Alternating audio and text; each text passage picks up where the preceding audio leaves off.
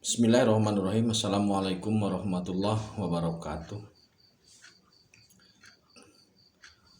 Maha suci Allah, segala puji dan syukur kita panjatkan kehadirat Allah. Semoga kita selalu dalam lindungan berkah dan ridha Allah Subhanahu wa taala.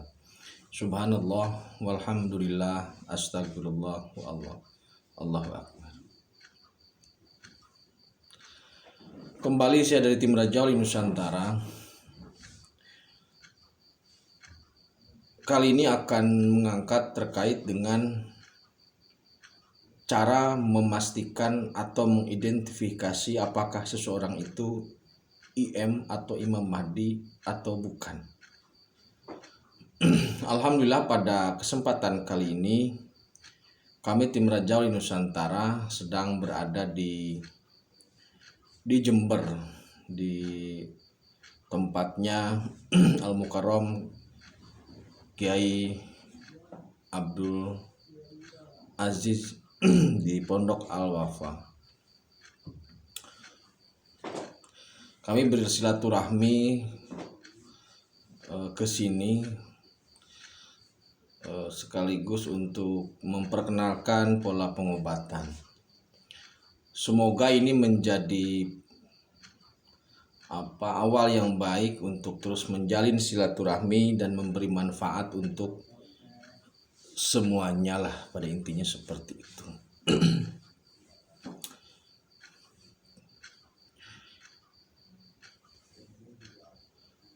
Tim Rajauli Nusantara di Pondok Al Wafa ini, di Pak Kiai ini luar biasa diapresiasi ya. Saya jauh melampaui yang kami bayangkan gitu ya. Luar biasa. Terima kasih Pak Kiai, juga saudara-saudara dari santri. Kita akan membahas terkait dengan bagaimana cara mengidentifikasi seseorang itu IM atau bukan, seseorang itu Imam Mahdi atau bukan.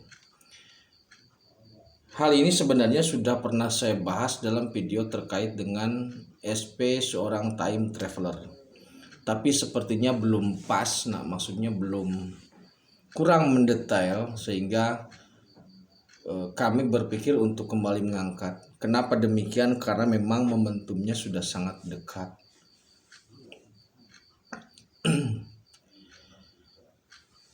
Dalam video saya sebelumnya, saya sudah tegaskan bahwasanya sosok yang dimaksud dengan IM itu adalah SP. Tembakan Jayabaya terkait pemimpin ini, terkait pemimpin Nusantara ini adalah Satrio Piningit atau Eru Cokro. Sedangkan tembakan dari Arab itu adalah Imam Mahdi. Jadi Imam Mahdi merupakan gelar langit, sedangkan SP merupakan satu penggambaran dari leluhur Nusantara. Jadi menggambarkan satu sosok dari perspektif Nusantara. Seorang IM atau seorang SP atau seorang M1 itu ada pada sosok yang sama. Saya berani pastikan ada pada sosok yang sama. Selama ini keberadaannya itu sulit dideteksi karena memang hijabnya hijab langit. Bagaimana pola hijab langit?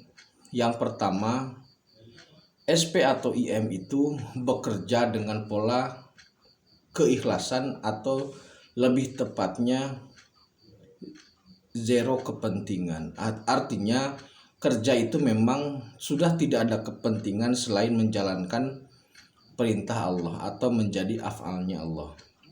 Kemudian yang kedua, hijab itu terbentuk karena ego dari pribadi atau orang yang ingin mencapainya, yang ingin menemukannya, yang ingin mendapatkannya. Jadi egonya dari satu sisi, keikhlasan atau afal dari seorang IM atau SP, pada sisi lain itu ada ego yang menutupi atau menghijab diri seseorang untuk bisa bertemu dengan IM atau SP. kami dari tim Raja Wali Nusantara berani memastikan bahwasanya seorang IM, seorang EP sudah dalam tracknya, sudah keluar.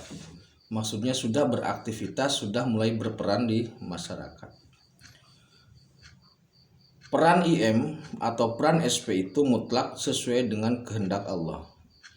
Jadi tidak ada satu langkah pun yang keluar dari kehendak Allah.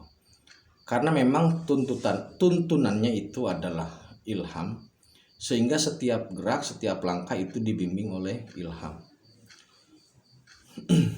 Nah, bagaimana cara kita atau cara saudaraku untuk memastikan atau untuk mendapatkan atau membangun keyakinan bahwa apakah seseorang ini seorang IM atau SP atau bukan? Sudah berkali-kali dalam video sebelumnya saya menegaskan bahwasanya IM itu adalah SP, dan kemudian IM atau SP ini pasti wali Allah. Dan karena wali Allah, maka kapasitas walinya pun harus seorang rajanya para wali. Untuk bisa memimpin jagat raya, maka seorang IM itu harus bisa mengetahui masa lalu, masa kini, dan masa yang akan datang. Jadi dia harus bisa mengkonfirmasi atau bisa mencari data dari masa lalu, harus bisa menjelaskan situasi saat ini dimanapun situasinya, harus bisa atau harus memiliki hak untuk melihat atau mengetahui masa depan.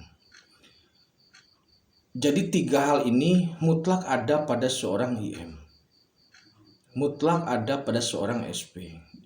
Jika seseorang mengaku sebagai SP atau IM tetapi tidak memiliki kemampuan untuk mengkonfirmasi masa lalu, tidak memiliki kemampuan untuk menjelaskan situasi saat ini, dan tidak memiliki hak untuk melihat masa depan, maka kami berani pastikan itu palsu.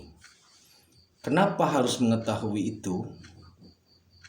Kenapa seorang IM harus mengetahui, punya hak untuk membuka file masa lalu, saat ini, dan masa yang akan datang? Karena seorang IM ini adalah sosok yang akan memimpin jagat raya, maka dia harus dipastikan merupakan sosok yang manunggal dengan Gusti. Artinya apa? Pengetahuannya itu merupakan pengetahuan yang murni dari Allah. Jadi setiap langkah ada bimbingannya.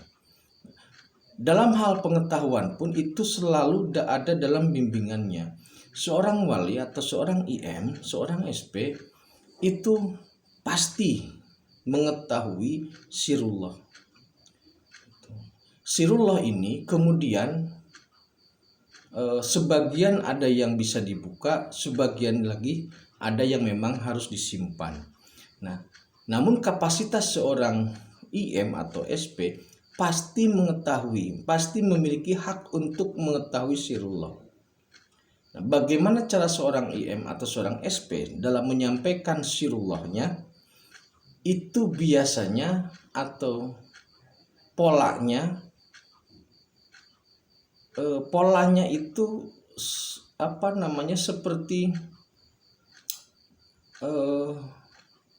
kalau dalam bahasa lain itu melipir gitu loh. Dalam artian karena apa yang keluar dari lisannya merupakan kepastian atau takdir, maka ketika menyampaikan sesuatu, karena sesuatu yang disampaikan itu adalah kepastian yang terjadi, maka biasanya menggunakan siloka atau menggunakan bahasa-bahasa yang seringkali sulit untuk dipahami. Jadi seringkali menggunakan bahasa sindiran, seringkali menggunakan bahasa candaan, dan seringkali menggunakan bahasa-bahasa yang harus membuat kita ekstra atau kerja keras dalam memahaminya. Jadi karena momentumnya sudah sangat dekat, maka saya menghimbau kepada saudaraku semua. Kemarin saya sudah menegaskan bahwasanya tidak ada baiat kepada SP, kepada IM. Yang ada adalah musyahadah atau baiat langsung kepada Allah.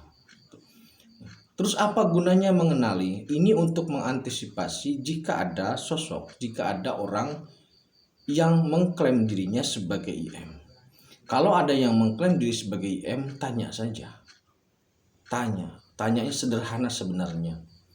Tanya 7 trah atau silsilah ke atas, minimal 7. Jadi jika ada seseorang yang mengklaim sebagai IM, tanya saja. Saya anak siapa, kakek saya namanya siapa, sampai trah ke atas itu ditanya.